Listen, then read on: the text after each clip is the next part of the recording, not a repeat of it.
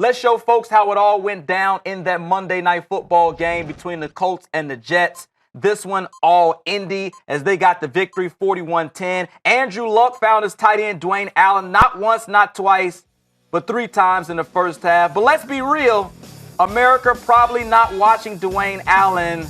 There may have been something a little more compelling on television. From that GIF, I think the guys know what was a little bit more important.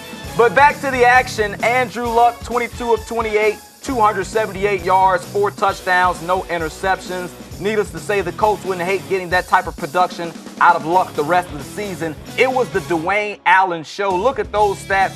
4 grabs, 72 yards, 3 touchdown receptions. On the other hand, Ryan Fitzpatrick, he was bad. 5 of 12, 81 yards and a pick. He would get benched in favor of Bryce Petty.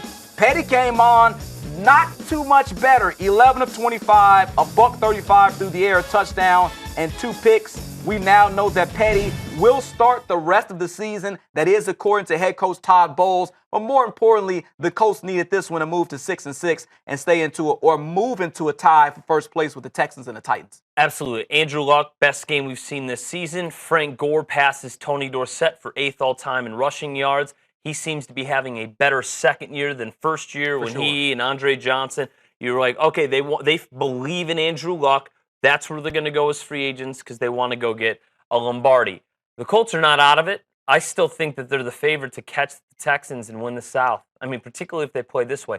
They do not have a great defense. Coming in, stats roughly around 25th throughout all of the different major categorical defensive stats.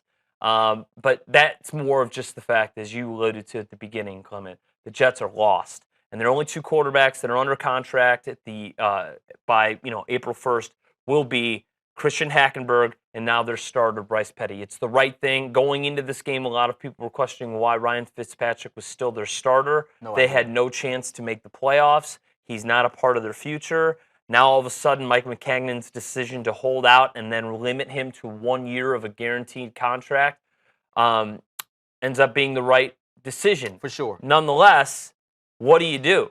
Because Petty is probably going to give you enough of a sample to decide whether or not we want to go to training camp and believe in him or Hackenberg.